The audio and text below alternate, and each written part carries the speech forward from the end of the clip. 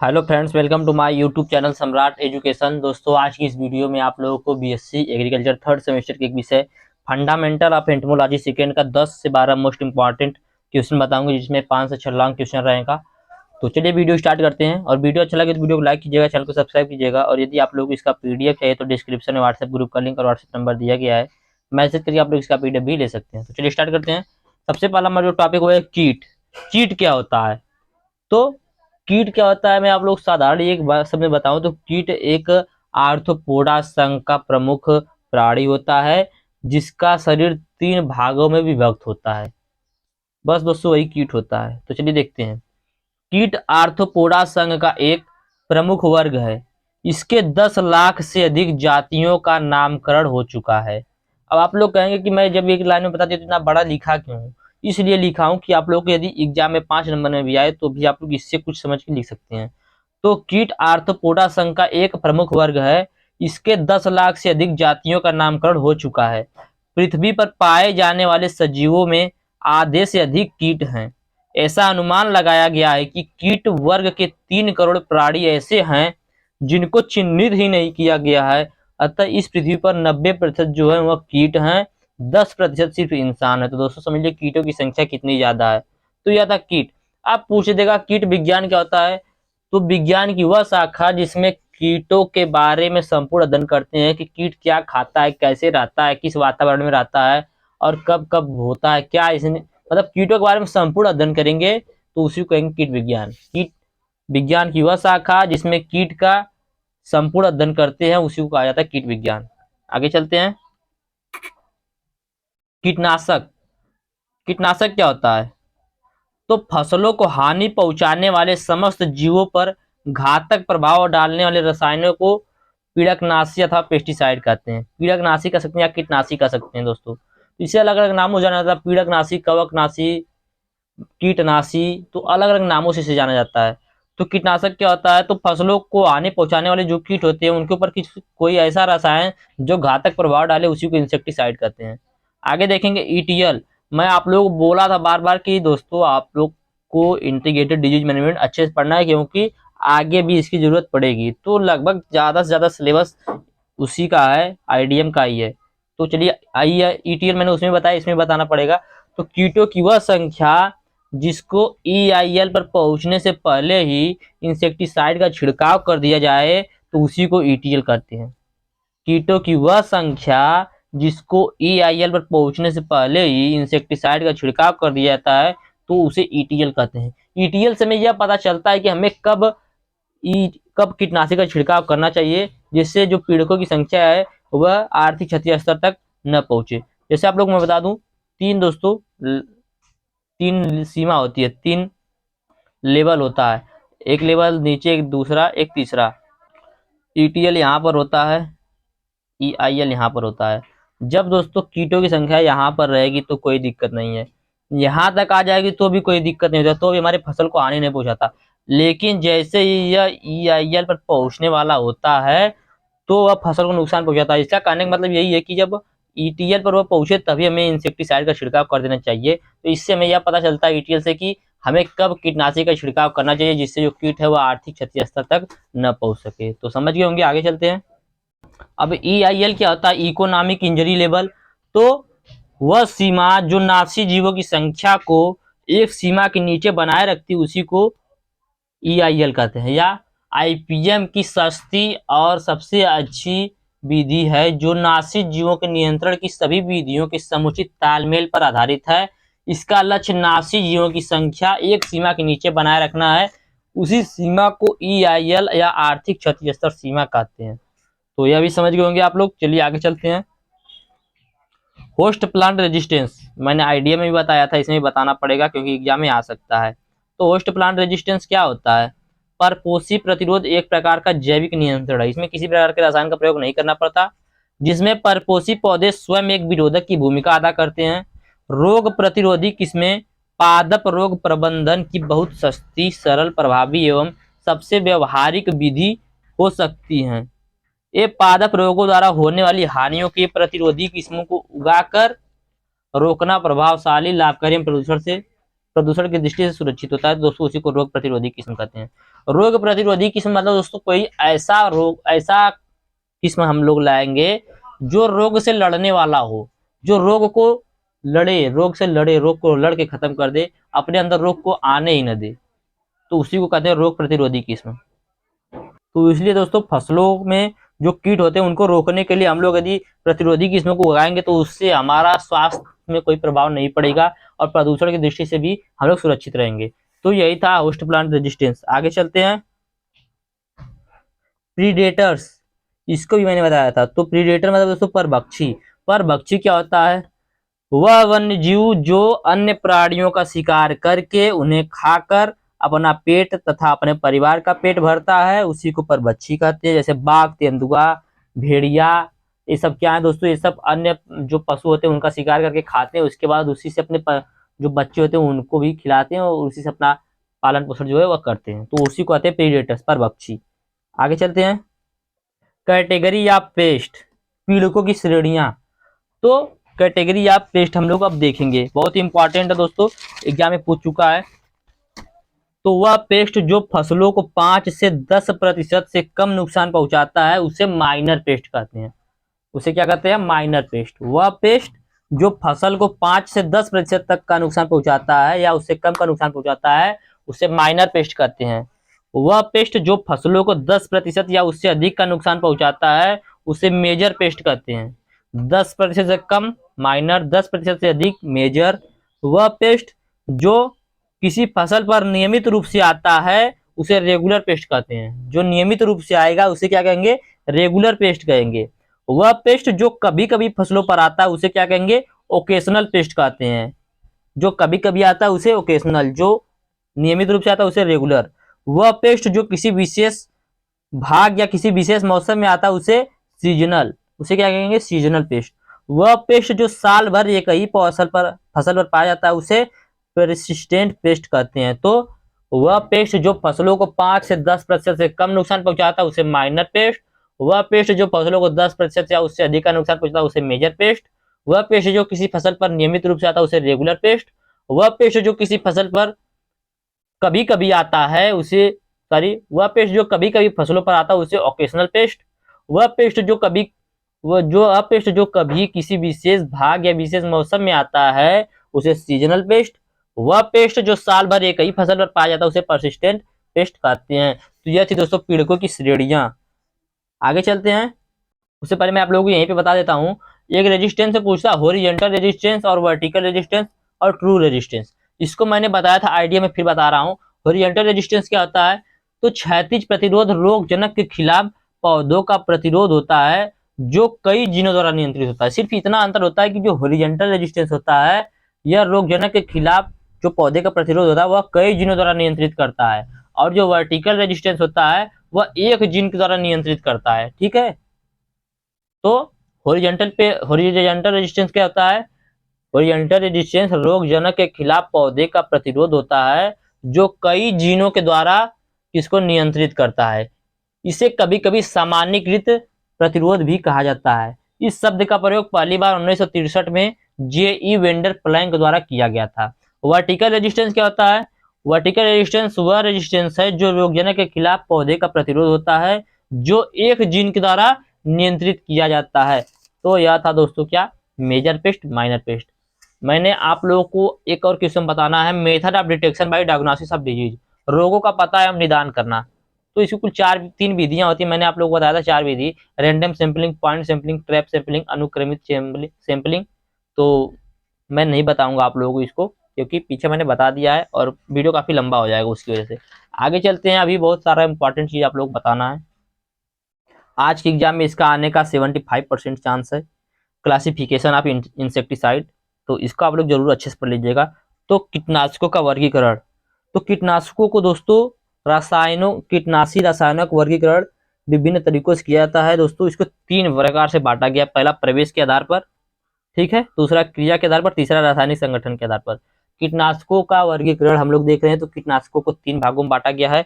कौन कौन सा? प्रवेश के आधार पर, क्रिया के आधार पर, रासायनिक संगठन के आधार पर। मतलब दोस्तों प्रवेश कैसे करते हैं उसके आधार पर है, वो प्रवेश करने के बाद क्रिया कैसे करते हैं उसके आधार पर है, और क्रिया करने के बाद वो क्या प्रभाव डालते हैं उसके आधार पर है। तो चलिए देखते हैं सबसे पहले प्रवेश के आधार पर। तो प्रवेश के आधार पर हम लोग देख रहे हैं, तो कीटनाशक रसायन कीट के शरीर में कई स्थानों से प्रवेश कर सकते हैं, उसी आधार पर उनका वर्गीकरण किया जाता है। तो पहला दोस्तों संस्पर्श विष, मतलब दोस्तों कांटेक्ट पॉइजन, जब किसी के कांटेक्ट में आ जाता है, टच में आ जाता है तब। तो ये रसायन छिड़काव, भुरकाव आदि से कीटों के संपर्क में आते हैं, इन्हें नष्ट करते हैं। ये कीटों के रास्ते में पौधे पर सीधे ही कीटों के शरीर में प्रवेश करते हैं।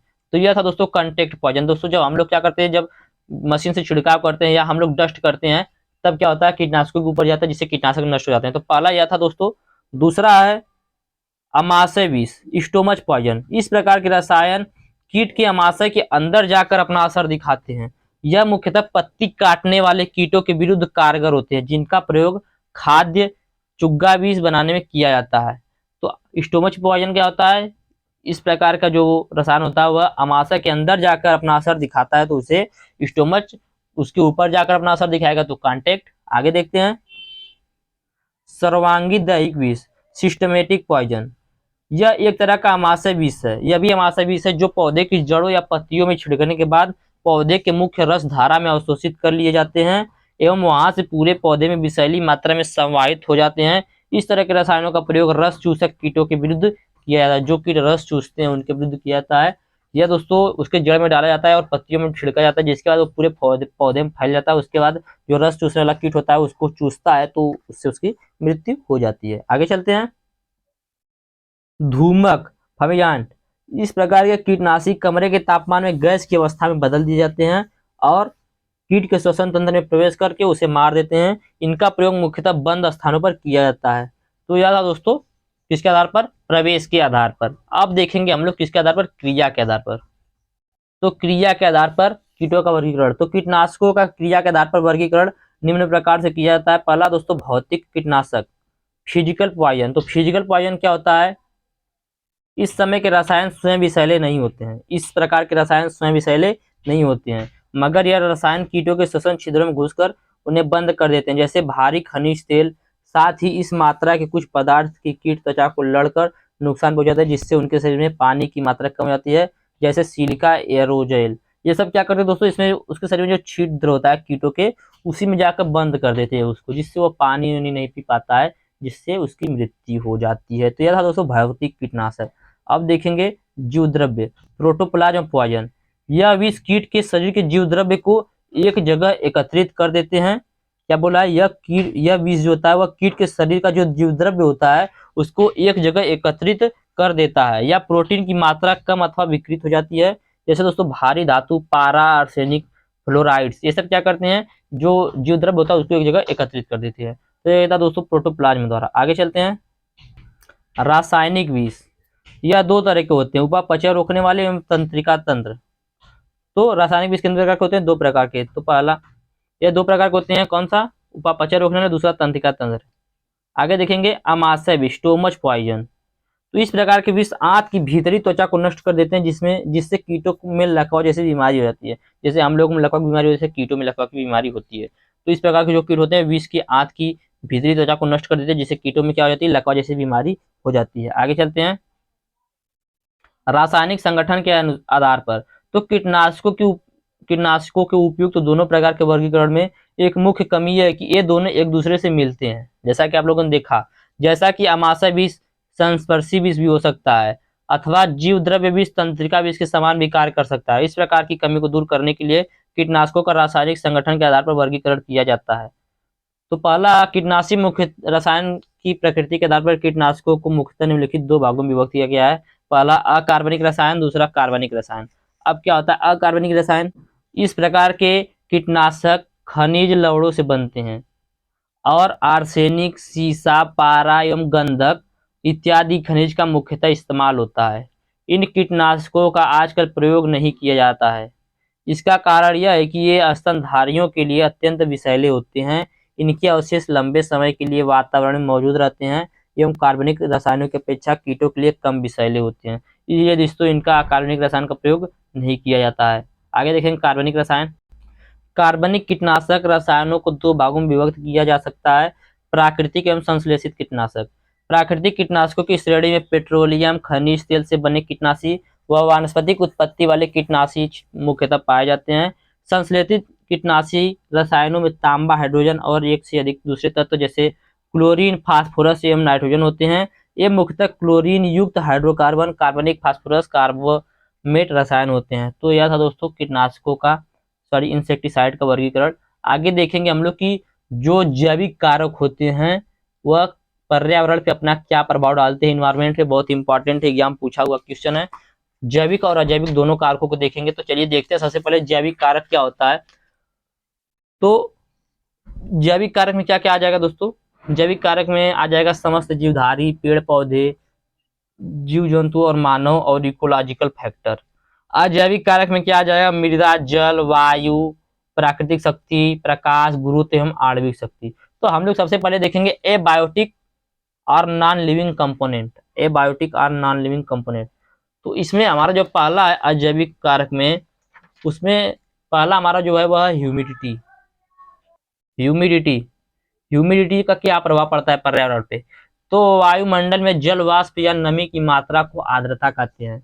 जब वायुमंडल में एक निश्चित तापमान और दबाव पर नमी की अधिकतम मात्रा उपलब्ध होती है तो उसे निरपेक्ष आर्द्रता कहते हैं। जबकि वायु में व्याप्त वास्तविक आर्द्रता और आर्द्रता का वह अनुपात जिसे उस तापमान पर हवा धारण करती है अपेक्षित या आर्द्रता कहलाती है। तापक्रम की भांति कीटों के जीवन यापन के लिए उचित नमी की आवश्यकता होती है। कीटों के विकास के लिए उचित नमी की सीमा 60 से 80% तक होती है। कितनी होती है? 60 से 80% तक। कीटों की उचित नमी कितनी होती है दोस्तों? 60 से 80% तक होती है। अधिक आर्द्रता पर कीट बढ़ने एवं फैलने लगते हैं, जबकि आर्द्रता की कमी होने पर कीट के शरीर से वाष्प उड़ जाती है, जिससे उनके शरीर का शुष्कीकरण होने लगता है और वे जीवित नहीं रह पाते हैं। तो पर्यावरण के कीट पर यह पहला प्रभाव पड़ता है कि यदि दोस्तों आर्द्रता नहीं रहेगी, नमी नहीं रहेगी, तो कीट जो होते हैं उनको 60 से 80% नमी चाहिए। नहीं होने पर उनका जो शरीर होता है वह बढ़ने और फैलने लगता है, जबकि आर्द्रता की कमी होने पर कीट के शरीर से वाष्प उड़ती है, जिससे उनका शुष्कीकरण होता है और वे मर जाते हैं। दूसरा देखेंगे टेम्परेचर का क्या प्रभाव पड़ता है कीटों पर। तो समस्त कीट तापमान से प्रभावित होते हैं तथा एक परिमित तापीय परिसर में जीवित होते हैं। इस प्रकार का तापमान 13 डिग्री से 32 डिग्री सेल्सियस समझा जाता है दोस्तों, जो कीटों के लिए उपयुक्त होता है। कुछ ऐसे भी कीट होते हैं जो 26 डिग्री सेल्सियस पर जीवित रहते हैं, कुछ ऐसे होते हैं जो 48 डिग्री सेल्सियस पर। तो यदि जो 13 डिग्री सेल्सियस वाला कीट है, यदि उसको 26 डिग्री सेल्सियस का तापमान दिया जाएगा तो क्या होगा? वह मर जाएगा। 26 डिग्री सेल्सियस चाहिए, उसको कम दिया जाएगा तो वह निष्क्रिय हो जाएगा। तो दोस्तों इस प्रकार से उसके ऊपर तापमान का प्रभाव पड़ता है। और लाइट का क्या प्रभाव पड़ता है तो देखते हैं। अब लाइट का तीसरा पॉइंट है लाइट। तो अधिकतर प्राणी प्रकाश के प्रति संवेदनशील होते हैं और जीवों की अधिकांश संख्या का क्रियाशीलता का प्रकाश द्वारा नियंत्रित होता है। सूरज के प्रकाश की कीटों की आदतों से गहरा संबंध होता है। कुछ कीट जो होते हैं वह अंधेरा पसंद करते हैं और कुछ कीट जो होते हैं वह दिन पसंद करते हैं। तो इस प्रकार जो दिन वाले कीट होते हैं वह दिन में ही निकलते हैं और रात वाले कीट रात में ही निकलते हैं। जिससे कीटों का प्रभाव कीटों के भोजन पर, वृद्धि एवं प्रजनन पर भी पड़ता है। जैसे कपास की धब्बेदार सुंडी अंधेरे में ही अंडे देती है। ठीक है दोस्तों, तो यह था प्रकाश का। आगे देखेंगे एयर करंट का क्या प्रभाव पड़ता है कीटों के ऊपर। तो प्रकाश, आर्द्रता एवं तापमान की तरह वायु भी एक महत्वपूर्ण कारक है। कीटों पर इसका प्रभाव इसकी गति के कारण होता है। दोस्तों क्या होता है, जब वायु के तीव्र झोंके आते हैं तो कीटों को उनके पोषक पौधे से क्या करते हैं? दूर कर देते हैं, जिससे प्रतिकूल स्थितियों में ले जाकर छोड़ देते हैं, जिससे उनकी संख्या में कमी आ जाती है। बहुत से कीट तेज हवा की चपेट में मर भी जाते हैं। बहुत से कीट तेज हवा में उड़ते नहीं, उड़ान नहीं भरते, जबकि कुछ कीट इन हवाओं के साथ उड़कर अन्यत्र चले जाते हैं। बहुत वायु की बहाव के साथ ही माहू पहाड़ों के मैदान से लाए जाते हैं। दोस्तों हमारे जो खेतों में माहू लगता है वो वायु के द्वारा ही पहाड़ों से आते हैं। तो यह था दोस्तों वायु के द्वारा। अगला है वाटर एंड रेनफॉल के द्वारा। तो जल और वर्षा के द्वारा कीटों पर क्या प्रभाव पड़ता है। तो पेड़ पौधे एवं अन्य जीवधारियों के लिए जल सबसे अधिक महत्वपूर्ण है, क्योंकि इसी के द्वारा जीव द्रव्य का निर्माण होता है और इसी की उपस्थिति में अधिकतर जीवन क्रियाएं व उपापचयी क्रियाएं संपन्न होती हैं। जल का प्रमुख स्रोत क्या है? वर्षा। वर्षा के अतिरिक्त जल ओस की बूंद एवं बूंदों के रूप में भी होता है। तेज वर्षा तथा अवकर्षण दोनों स्थितियों कीटों के लिए प्रतिकूल होती है। अधिक वर्षा तथा बाढ़ से कीट पर भी बुरा प्रभाव पड़ता है। मानसून वर्षा के प्रारंभ होते ही दीमक के संपर्क भी नर एवं मादा अपने माद से निकलकर मैथुन उड़ान भरते हैं, जिसके कारण इनकी संख्या अधिक बढ़ने लगती है। इसी प्रकार गन्ने का तना बेधक पानी से भरे क्षेत्रों में अधिक आक्रमण करता है। तो यह दोस्तों जल और वर्षा का कीटों पर क्या प्रभाव पड़ता है। अगला मृदी कारक। वे कारक जिनके अंतर्गत मृदा से संबंधित सभी चीजें जैसे मृदा का निर्माण, मृदा की संरचना, उसमें पाए जाने वाले खनिज व कार्बनिक पदार्थ, मृदा जल, मृदा वायु, मृदा जीव, मृदा में होने वाले सभी परिवर्तन आते हैं, उसे मृदी कारक कहते हैं। ये सभी मिलकर कीटों की क्रियाशीलता एवं उनकी संख्या को प्रभावित करते हैं। कीटों के लिए दोमट मिट्टी सर्वाधिक उपयुक्त होती है, क्योंकि ऐसी मृदा में उनके आवास आसानी से बन जाते हैं। तो ये हम लोगों ने देखा क्या, एबायोटिक फैक्टर। अब देखेंगे बायोटिक फैक्टर। तो जैविक कारक क्या होता है, किसी क्षेत्र विशेष का जैविक वर्ग जिसमें पौधे, जंतु एवं सूक्ष्मजीव सम्मिलित होते हैं, पारिस्थितिक समुदाय का निर्माण करते हैं। इस समुदाय तथा इसके चारों ओर स्थित भौतिक वातावरण में परस्पर इस प्रकार की अंतर क्रियाएं घटित होती रहती हैं कि एक निश्चित पोषक विधि, जैविक विविधता एवं जैविक व अजैविक घटकों के मध्य पदार्थों का चक्रीय विनिमय स्थापित हो जाता है। कीट भी दूसरे जीवों एवं कीटों के साथ मिलकर उस समुदाय का हिस्सा होते हैं। उस स्थान पर वृद्धि, भोजन एवं प्रजनन के लिए प्रतिस्पर्धा करते हैं। यह प्रतिस्पर्धा एक विशेष प्रजाति अंतर जाति में या भिन्न भिन्न प्रजातियों के अंतर जाति में हो सकती है। तो अब अंतर जाति क्रिया क्या होती है, तो सबसे पहले यही जानेंगे। तो अंतर जाति का मतलब होता है दूसरे जाति में। तो कीट दूसरे जाति से अपना रिप्रोडक्शन करते हैं, तो उसी को कहा जाता है अंतर जाति, इंट्रास्पेसिफिक इंटरेक्शन। आगे देखेंगे। अरे यार, आवाज नहीं जा रही। वीडियो अच्छा लगा तो वीडियो को लाइक कीजिएगा, चैनल को सब्सक्राइब कीजिएगा और शेयर भी कीजिएगा। आवाज नहीं आ रही, इसकी वजह से वीडियो मुझको बंद करना पड़ रहा है। धन्यवाद। जय हिंद।